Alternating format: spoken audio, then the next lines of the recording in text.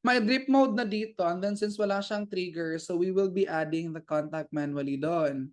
So punta tayo dito, and then let's say ito, idadagdag ko sila doon sa automation na yon. Workflow is drip, yung ginawa natin. Ito, drip mode email. And then yung question kasi is, what if mag-drip mode din tayo dito, coach? Tama ba? Yes, tama, Jem. So, yung mangyayari, since may drip mode na doon, if i-drip mo rin siya dito, so magdodoble yung drip mode niya.